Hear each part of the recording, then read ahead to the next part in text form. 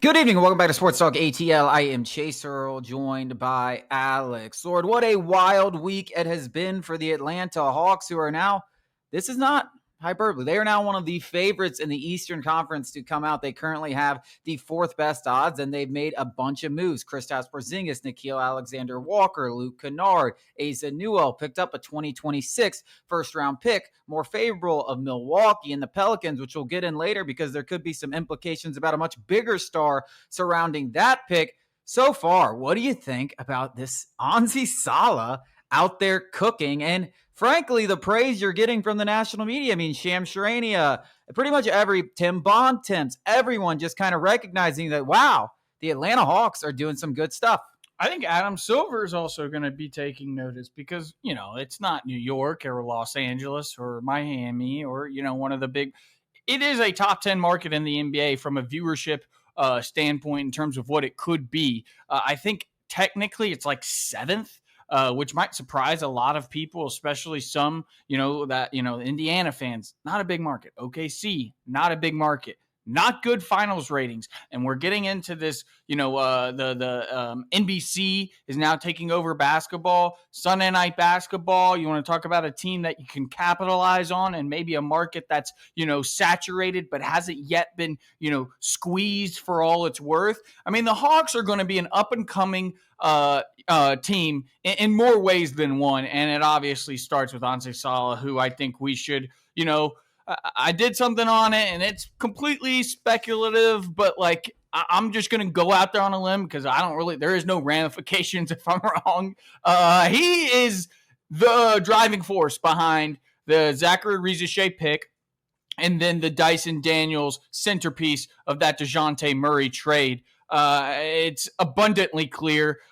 He was hired in May, and then June was the draft. We took Rizier over Alex Sarr and Reed Shepherd. It looks like it was the right decision. And then another month later, we ended up trading DeJounte Murray to the Pelicans for Dyson Daniels, Larry Nance, and 2 first-round picks that, honestly, those 2 first-round picks, netted us the, unprotected first-round pick and Asa Newell. So I'm going to go on a limb that, it's really obvious that Anzi Salah is the driving force behind this. And I want to credit him with just more than what he did this year. Well, whether he is or whether it's not, I can tell you he's doing things that, one, Larry Fields, I think the biggest knock on him was his lack of aggressiveness and making these kind of things and doing these kind of decisions. But more than anything, the Atlanta Hawks have been not surrounding Trey Young with the type of personnel that you would think. Like, us as just fans or people that watch Trey Young or people that, just don't really know a hell of a whole lot about how you should do. Small guy offense. Yeah. Big guys defense. Yeah, it should seem pretty simple that you want to surround the best playmaker in the entire NBA with guys that can knock down 3-point shots. Why were the Hawks last year one of the worst 3-point shooting in all of basketball? And even worse, before they got Yang and Terrence Mann guys and Karis LeVert guys that could shoot it a little more. But before that, they were absolutely horrendous. Like, how is that possible? How did you possibly construct a roster that was so bad at shooting the basketball around Trey Young? Also, you would want to have one of the biggest teams surrounding Trey Young. For years, we had guys that were 6'4", 6'5". DeJounte Murray was brought in, who is literally another point guard to play next to him. And you were wondering why this team was so bad defensively. Oh, let's go get length. There's not now a single rostered player outside of Trey Young that is 6'5" or shorter. Like, everybody is surrounding with length. They're going to be better defensively. They're going to be able to shoot the ball. This is how you construct it. When you think about what Quinn Snyder wants to do back when he was with the Jazz and back when he had the most success and when Trey Young had his most success in the Eastern Conference Finals, they played really good defense and they could shoot the 3 ball. It wasn't a bunch of superstars, but when you do that around Trey Young, good things happen. And they've done that this offseason better than they've ever done it before. And that's why I think so many people are excited. And that's why you're seeing even Vegas because Vegas would never give the Hawks credit unless there was something brewing there. And I think everyone's taking notice that this is a well-constructed basketball team with a star and maybe even a second star in Kristaps Porzingis. Yeah, they're doing it too. It's one of those things in basketball. It's so much harder to do in other sports where you're maximizing the current value. We're trying to maximize what we can do this year, and we are giving up very, very, very little in exchange for it, where generally speaking, you have to give up something in the future to kind of maximize the potential in the present. And the Hawks got immensely better in the present without giving up pretty much anything. The only thing that you could really argue is, you've got Nickeil Alexander Walker's 4-year deal. The rest of it, Kristaps is a 1-year deal. Kennard's a 1-year deal. And obviously we got off of some bad contracts. Terrence Mann, that was a net positive. They essentially replaced Mann with Nickeil Alexander Walker in terms of a cap perspective. It's crazy how easy it's been. It's obviously not this easy or everybody would be doing it. I do believe that Ansi Sala is clearly distinguishing himself among one of the better executives in this league. That, I don't think Hawks fans realize that we're getting so much better in the immediate without really sacrificing flexibility, whether it's assets, cap-wise, assets, draft-wise, assets, young pieces. We've kept all of our young pieces that we were like, if we want to get better this year, we're going to have to give up someone. Gave up nothing. Gave up a bad contract and a 22nd overall pick that, let's be honest, we're all excited about Azanua, but at best, he's going to be a rotation piece. Everything that we're doing is just so surprising from a Hawks fan point of view, where it's always been hard and we've made it hard. And this has just been, well, that makes sense. That's positive value.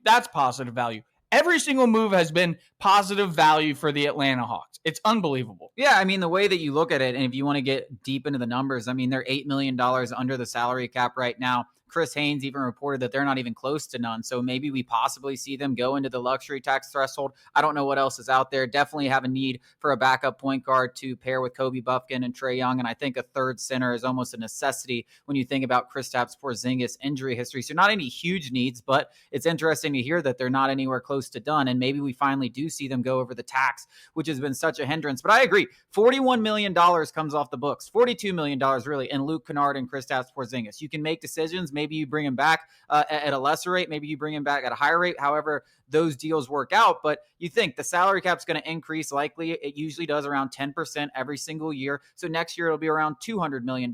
And the Hawks are going to be sitting around 140, 150 with all this stuff, a 2026 unprotected first round pick. More revenue, undoubtedly more revenue from this past season. So it's a potential playoff run, which is insane for revenue. And they keep their entire young core, as you said, to stick together and see what they can do. And then they'll have a better idea of what Zachary Rizachet is, what Dyson Daniels is, what Onyeka Okongwu is.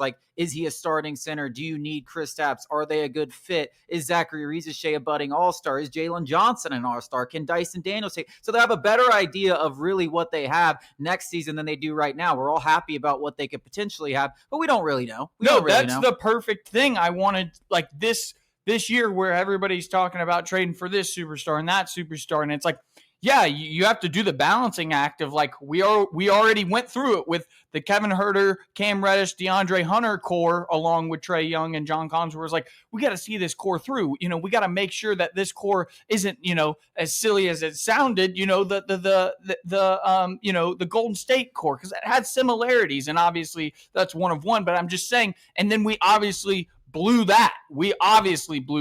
And now some Hawks fans are scared. They're on the other side of it. They were no core is worth hanging on to. But the ideal thing for me, my opinion, was keeping the core together so that you could you don't want to get rid of the guy who's going to end up being the superstar, whoever it is. And you obviously want to keep the guy who is. And that's hard to do after just 1 year playing together. But you do want to maximize your potential because you don't have your first round pick. You do want to convince Trey Young that, hey, you want to be here and we're ready to compete. So from that perspective, it has been a perfect offseason where you kept all the pieces in terms of long-term where you're we just don't know who's going to be here, who's not.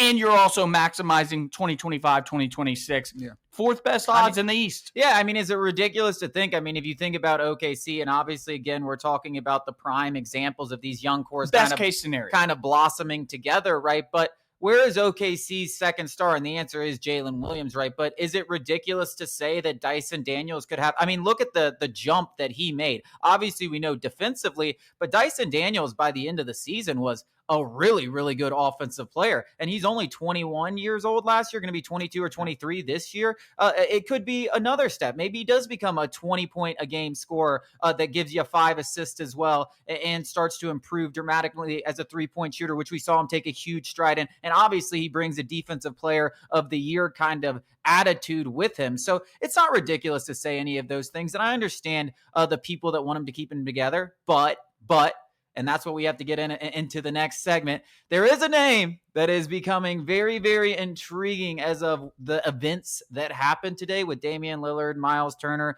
and Giannis, who is not pleased with the way the Bucks treated Damian Lillard and waiving him to make room for Miles Turner. Could the Hawks be involved in those sweepstakes? I definitely think it's a possibility. We'll talk about it after the break.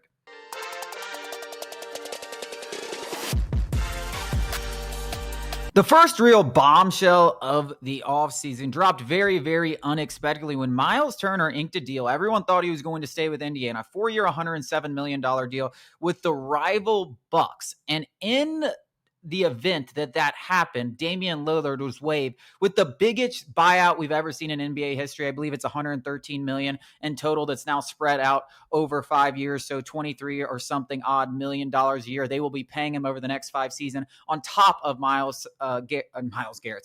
Turner's salary. And Giannis is not happy. And it's understandably why he's not happy. But in the same breath, the Bucks did this to try to make him happy, which makes this an even weirder situation. We don't know how this is going to end. It looked like Milwaukee was going to keep Giannis. It looked like he didn't really have an interest in being traded. Maybe that changes. But let's talk in the event that it does change. Alex, I know you're not super fond on the idea of the Hawks chasing that dragon this early. Tell me why. It's one of those balancing acts. You go after Giannis. You're getting rid of 2 of your 3 best young pieces, certainly, maybe even 3 of them, and then obviously you're going to give them that first round pick, whichever one is more favorable of their own or New Orleans. And while that is, a perfectly reasonable price to pay for a top 5 player currently, top 25, maybe all time. I don't want to get into the nuts and bolts of it, but I mean, Giannis is the guy, he wakes up out of bed and goes 30, 10, and 8.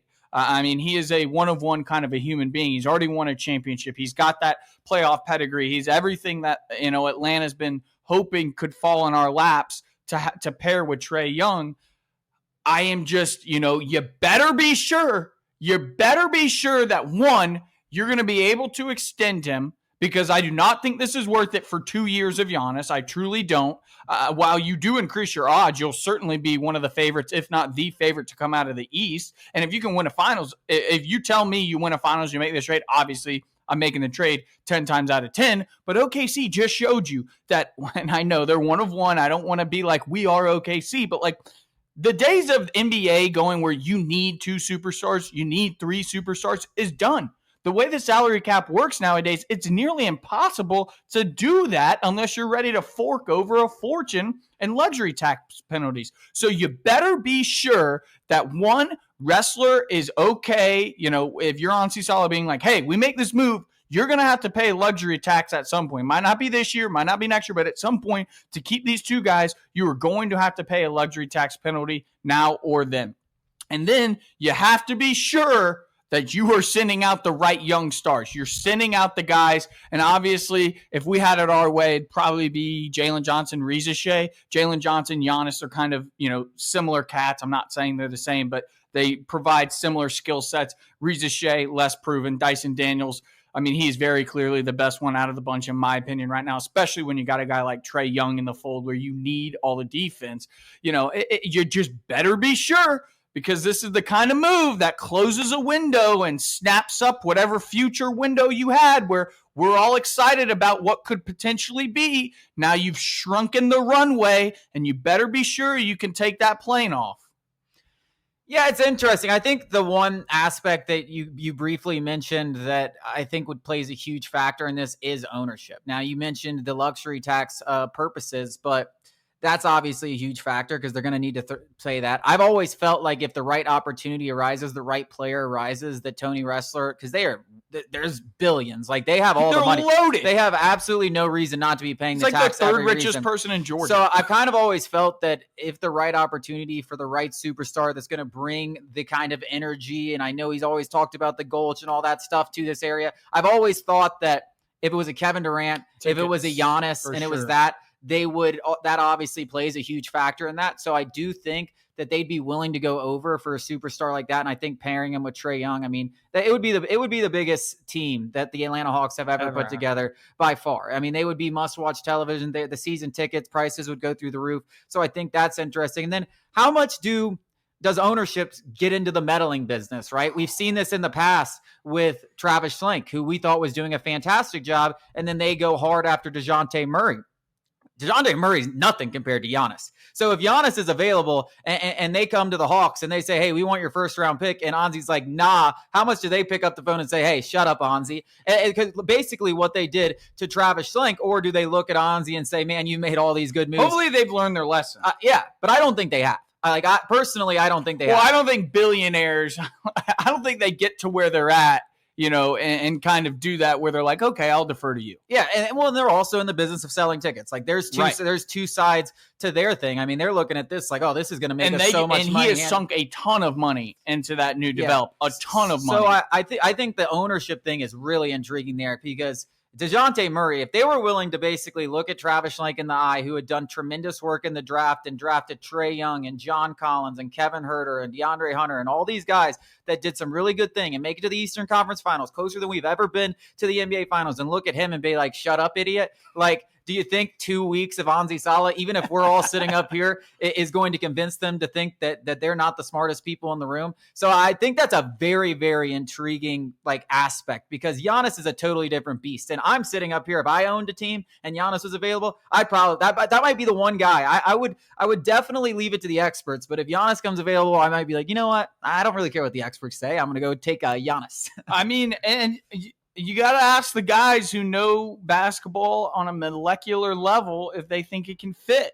Trey, Quinn, obviously Ansi. You got to ask them, like, what kind of fit on the court would it be with Giannis and Trey Young? And it's less wonky than DeJounte Murray, obviously, but it's still not perfect. Like the pick and roll is there, but let's not kid ourselves. Giannis needs the ball a lot to be his most effective self, and Trey Young in that same breath also does. Now, obviously, when one is off the court, you've got a superstar on the court no matter what time of the game, time of the season, you will have a superstar on the court no matter what. Also, on the flip side, I know everyone thinks about it offensively, but defensively, it's a dream around Trey Young. Right. Like defensively, you got Onyeka Okongwu out there and Kristaps Porzingis and Giannis Antetokounmpo. You got you could play 4-on-5. Yeah, I mean, you've got so defensively, while offensively, I understand where you're coming from. I don't think it's as wonky. It's definitely not as wonky as DeJounte Murray. Wonky. And I think those two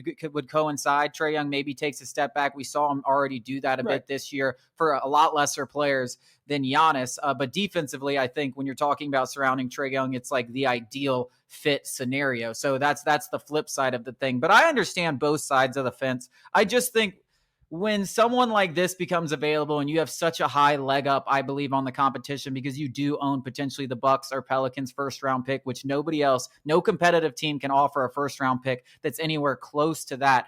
You definitely are going to be involved in those negotiations. How far you're willing to go, I think it does end up coming down to the price. Are you asking for Jaylen Johnson and Zachary Regis? Or are you asking for Jaylen Johnson, Zachary Regis, and Dyson Daniels? Are you asking for 3 first-round picks? Or are you cool with the 2026? Are you asking for 5 first-round picks? So there's going to be people throwing everything left and right. I mean, the packages are going to get to nuclear levels, right?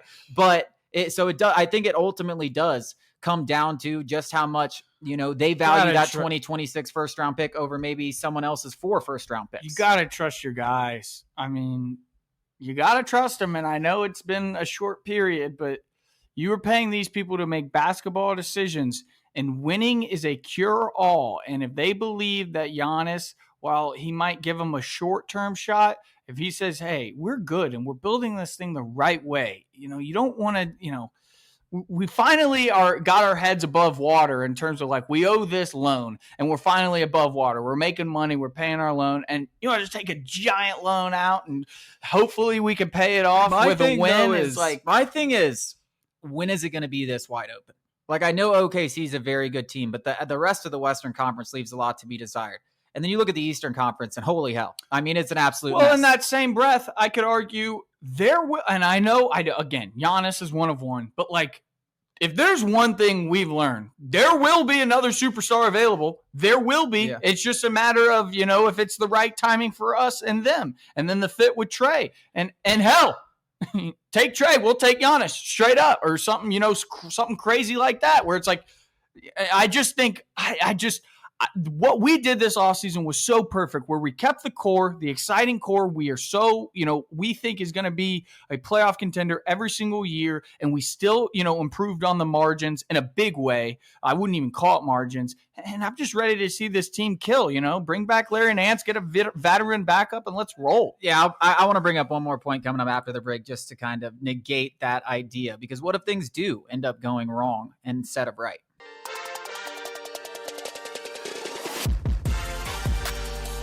We're talking Giannis. We are talking the Hawks here on Sports Talk ATL. So I agree with you, Alex, in the sense that we're all excited about the potential of this young core and what could potentially happen and the growth that they could potentially make. But obviously we did just see what happened. And sometimes the DeAndre Hunters just end up being, average starters, and the Kevin Huerters end up fading into the abyss, and, guys retire.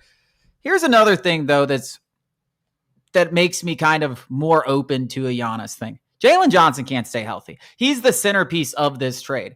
And while we're all excited about what this group could do this year if everyone stays healthy, Jaylen Johnson hasn't been able to stay healthy. And if I'm able to center my package around Jaylen Johnson, who I have severe doubts in staying healthy, because if Jaylen Johnson gets injured next year, all of this excitement we're talking about the Hawks is basically a moot point. We'll be a good team, but we're going to be maybe a 7 seed, maybe back in the play-in tournament. Maybe we're a 6 seed, but we're not a legitimate threat in the Eastern Conference. So I think the health of Jaylen Johnson, if he's going to be your centerpiece, would be why I'm a little more incentivized, willing to kind of part ways with that piece. I agree. When everybody was kind of, down on the DeAndre Hunter trade, and the subsequent, Karis LeVert didn't get him re-signed. I'm like, doesn't really matter. DeAndre Hunter's on a palatable deal, but the guy can't stay healthy. And while he did for Cleveland, he got injured in the playoffs. And while it was still free, the guy just can't stay healthy. And Jaylen Johnson,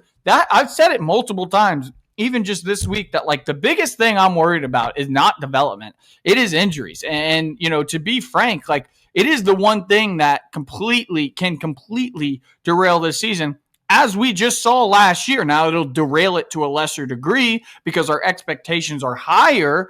So we'll only fall a little bit, compared to last year. But I agree.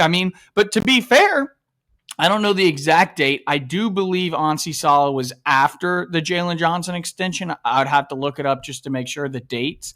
But if Anssi Sala he wasn't here when, the Hawks extended him on that, what was it?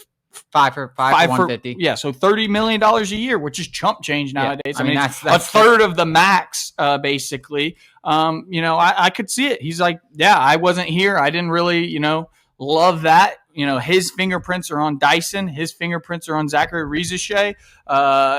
So it's a fair point. And it's a fair point that I think some people might have a disingenuous conversation about, where you see Giannis and then you go, we'll give you whatever we want. And then on that same breath, and on the other side, scared money don't make money. Eventually, generally speaking, OKC doesn't really happen. You are going to have to do something bold.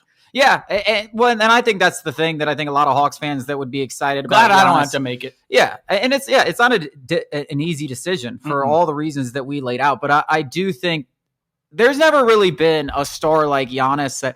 Here's the thing. If Giannis shows interest in the Hawks, because this is also a big aspect, is the superstar generally kind of picks, or maybe they give a choice or whatever it is. And Giannis is definitely in a class where he can kind of say, hey, that's one that I'm interested. Here are 3 teams, or here are 4 teams. And if the Hawks are one of those teams, that just changes everything. Because now you got a superstar that wants to be here, a superstar that's proven to be loyal. That's the biggest thing for me. Extremely loyal. And he's coming to a place where he can, he leaves Milwaukee, you go to Los Angeles, you go to Brooklyn, you go to whatever. You come to Atlanta, and you're treated like a king, just like you were in Milwaukee. Like, it's going to be the exact same kind of treatment if you show us any kind of love, because we're just like the beaten stepchild. Like, oh my God, someone finally wants to come here. That's never happened before. So that just makes we're getting excited for SGA's cousin. Yeah, like you bring a top 5 player to Atlanta. Yeah, I mean, we will shut down 75, 85.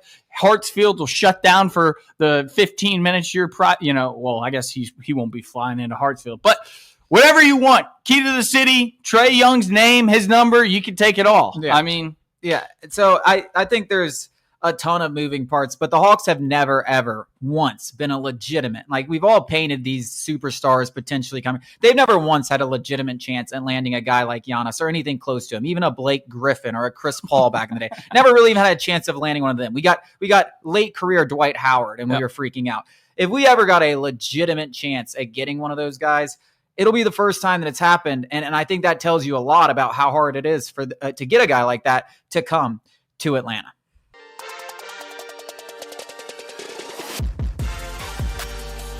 The month of June is in the rear view mirror, and we keep waiting for the Braves to make up some ground. And instead of making up some ground, they lost 2.5 games in the wild card race. And more than just being 7.5 games back in the wild card race, they've got 7 teams in front of them. They've got 3 teams from 3 different divisions, and they're going to beat up on each other, yes, but one of them is going to win pretty much every single night when they play. So it's going to be super, super difficult. I mean, they're going to have to play a ridiculous brand of baseball over the last 3 months. And I think it is fair to start questioning what exactly the Atlanta Braves are thinking about at this trade deadline. But you, Alex, do you think they are going to be buying aggressively? Do you think they're going to be standing pat? Or do you think they could even sell at this year's trade deadline? I think, the market will dictate Alex Anthopoulos' decisions. And I know that's a boring answer. And, it kind of gives me a little wiggle room to be like, I told you so. But, it's true. He's not going to overpay, as we've seen time and time and time and time and time and time again. This guy is not going to overpay whatever the situation. He will not act out of desperation. And I think the only aggressive moves you'll see are, one, the value is insane, where it's like, I'd be dumb not to do this. Or, and this could be the same kind of move, it's going to impact future teams. We talked about it, a closer. We're going to need a closer next year no matter what. So you get him now, maybe you get him at a cheaper price and then, give him another contract. We did with Jimenez. We did with Pierce Johnson. I know those guys aren't closers, but we assumed a bad contract in Rafael Iglesias. And for the most part, it's been a good contract for us. So I think if you are going to see a move that's on the aggressive side, it'll either, one, be insane value where you would be a fool not to do it, or 2, it's going to impact the Braves past the 2025 season. And I think the lesser moves, less aggressive, can still be impactful because, like we saw in 2021, go get 3 outfielders, move Jerks and Profar to second base, let Ozzy Albies do whatever the hell he's doing, smile at people in the dugout because that's all he's really good for, and let's rock and roll. And the 3 outfielders is not going to cost a lot. I mean, it's just not. There's plenty of them, and you wait for 1 or 2 of them to get hot. You platoon literally, the left and center fields with Mike Harris, 3 guys you get at the trade deadline, and let's rock and roll. I mean, you could get 4 outfielders. Yeah. You really could. I mean, you could turn Ozzy into a utility guy. You get Eli White, Luke Williams, Alex Verdugo, get them all the hell off the roster. Do whatever you want with Jerks and Profar. You could even demote Michael Harris to AAA Gwinnett, which I don't think is that far out of the realm of possibility, given he was just benched over the weekend. So clearly, if he's not going to start hitting, they're going to have to start thinking about other options. I honestly have no idea what the hell you do, because I keep thinking about and holding on to this grasp vision of Chris Sale, Spencer Schwellenbach, and Spencer Strider. And if you can just get in with those 3 guys, every time they toe the rubber, it feels like we're either winning or we're losing by 1 run. And whether it's a good team or whether it's a bad team. And as much as there are a lot of good teams, I don't see it. Every time we play a team like the Mets or the Phillies, I'm not sitting there like, oh, wow, this team's way better than us. No, they're not. They're absolutely not. We're out there playing the Phillies with Bryce Elder. I was about to say, if Bryce Elder's on the mound. Exactly. but if we played with Schwellenbach, Strider, and Sale, versus their top 3 guys, I'm giving us a chance every time. The Los Angeles Dodgers came into the season as the powerhouse, and everyone's injured on their team. And you're smarter than the average baseball fan, But we have, we could never learn as much about baseball as Alex Anthopoulos has probably already forgotten. And I say that in jest, but still, the guy knows baseball. So he is clearly aware of everything you just said to the 10th degree, where he is like, I have all the numbers to back up if we get in a series with anybody in baseball and we've got our 1, 2, 3 horses and we are healthy-ish from a lineup standpoint while adding even league average bats in a couple of spots, we can go on a magical run. There's no doubt in my mind that he has whatever little computer model nerd spitting out some, projections where it's like, we get in with 3 guys and we just replace the worst hitters in baseball with league average guys.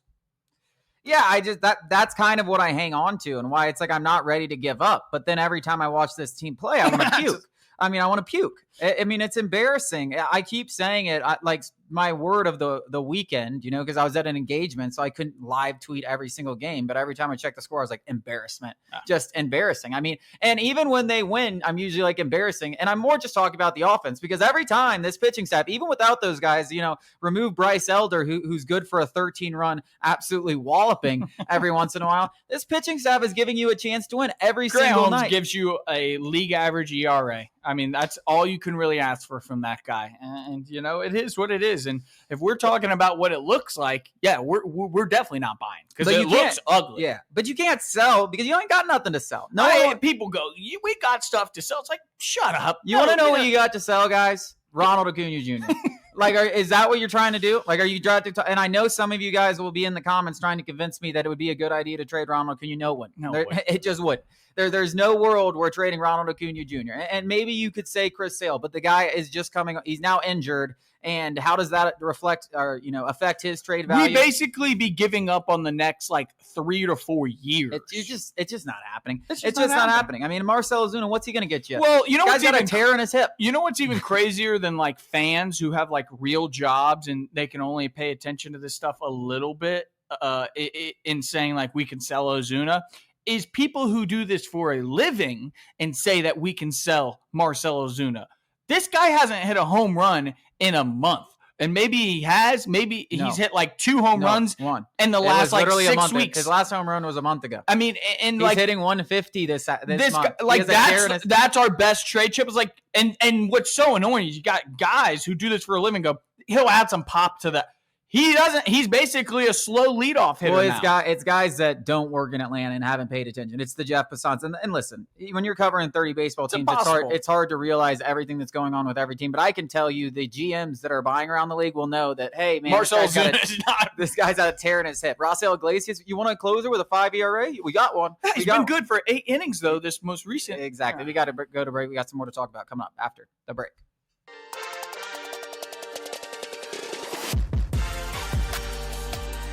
One of the most intriguing aspects of this very exciting Hawks offseason has been Trae Young's involvement. Now, you go back to Kristaps Porzingis getting traded. He's the first person that calls him. You go back to Asa Newell getting drafted. He's sitting in the front row, and he's the first person that calls him. It's clear that he's accepted this leadership role. Anzi Salah even said as much when talking about his future with the organization in his first media meeting with the Atlanta media as Hawks GM. And then you hear the media members, the Mark Spears, the Shams Charania, the Chris Haynes talking about Trae Young's ecstatic, Trae Young's involved, Trae Young's locked in, Trae Young's everything. And all the signs point to a couple things. One, the Trae Young days of being called immature brat, like everyone liked to paint him, those need to be in the rear view or you're just not paying attention. And the other thing is it almost seems inevitable that eventually he will sign an extension with the Hawks. The question is, how much will that extension be for? Supermax. I mean, he's not going to take less than the absolute most. I would be completely shocked. That would be unprecedented. Virtually nobody does that, especially somebody who is in smack dab in his face. He's 26 years old or whatever. So he's going to take the absolute most that he's going to get, which would be 4 years, $229 million. That'll make you sick if you played football growing up. You've got the greatest players in the history of this game never made that much in their entire careers. But I think you got to be satisfied. I don't know if you mentioned it. Played a role in the Kennard and the Nikhil Alexander Walker deals. Them coming here because you remember, guys, they got to come here. They got to choose to come here. And while it's not Giannis, it's a step in the right direction where they're like, okay, I do want to come here. I am starting to see it, and you do start to see people are starting to gel in Atlanta a little bit more. And even though we had a tumultuous season injuries wise, it still felt better than it ever did with DeJounte Murray. And I'm not saying it was DeJounte Murray's fault. I'm just saying, and Trae probably had something to do with it, Trae being immature. And I think what also needs to have a dose of perspective is these grown ass men sitting up there, of which I am not, going and being like, hey, you 22-year-old, you better have the maturity of a 15-year veteran LeBron James who makes all the right decisions on and off the court and is a dad and a father figure and all this stuff. And he's the best thing ever. It's like, he's 22 years old. You know that, right, guys? Like a little bit of grace needed to happen. And now you're starting to see what patience is a virtue. And now we are getting the spoils of Trey Young's maturity. Yeah, I want to go to the contract aspect because you said no doubt that he signs a max, and I would lean towards that as well. 99% chance. 220. I wouldn't put it nearly that high, and I think there's a couple of reasons for that. I don't know. I feel like the max contracts are going to become maybe a little less just handed out in this new era where you do have kind of a hard salary cap. Like it used to be if you were a good player, borderline all-star, you're just given the max. And obviously that would be Trey Young. But now we're getting into where these contracts are $70 million, $80 million. Soon they're going to be $100 million. And not every single NBA player, there's going to start to be a separation, I believe, at the top where, yes, there's going to be guys getting straight up 100. But then, some really, really good players, maybe like a Trey Young is taking 60 or 70. Now, in this case, I believe it's going to be 50 or 60. And in a few years, that's going to look like probably chump change to the rest of the NBA, the way these things are just nuking towards the stratosphere. But I just have heard like some people float the ideas, like some good people, like some Zach Lowe's, very, very smart people float the idea that he believes the Hawks could possibly do it. Now, it still was not like, it was still more often than not, agreed with you, and I'm right there with them. But I do wonder. I mean, Trey Young, there's been a lot of, I want to win. And at what point is like an extra $5 or $10 million worth? And how much does that help? Who knows? I don't know if it even really helps that much. But I do, if Anzi Salah can do that, talk about just cooking the entire offseason. If he gets them to take 4 for 160 instead of 4 for 229 or something like that, and gives you a little bit more money to work with. Talk about, I don't even have the phrase to say what that is. It's a pipe dream. I've got some, waterfront property and whatever desert is closest to you. There is a 0% chance. And I do respect Zach Lowe. He is one of the few in the business that is great at his job. There is a 0% chance somebody and you talk about Dame getting bought out and goes and takes a lot less money than he's probably worth to join a winner. Yeah, but guess what? He's 34 years old or whatever he is. Trae Young is 26 years old, smack dab in his prime. He's not happening. No shot. I don't even want to stroke that ego. I will be very excited when this does happen. That when he does, this will be one of those things where it's like I'd love to be wrong. If I'm wrong, I'll sit up here and you could give me pink bellies until I cry. I mean, I'll be so happy to be wrong if this works out. But like, give it a percentage that he takes less than the max. Yeah, 15, 20. I don't think it's that ridiculous. I just don't know if anybody else would hand Trey Young the max, and I think that's where it goes. But we do have to go to break. We got one more segment coming up.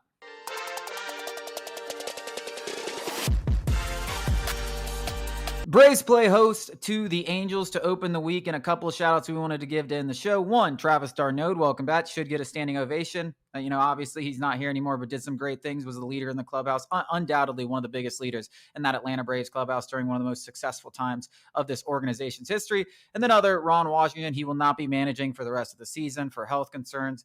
Haven't been revealed exactly what those are, but prayers up to him. What an absolute GOAT that guy was, and everybody wants him around the game. Ass and elbows. Golly, I love that guy. Wish we still had him. He was quite the character. Charlie Morton, too. later in the week. It's going to be a weaker reunion. Jorge Soler, everybody should be cheering for all of those guys. They played pivotal roles. The Angels in particular have half the Braves roster from True. all the trades that they EY have made. as well. That wraps up our show. Thank you guys so much for joining us. We'll be back with you tomorrow.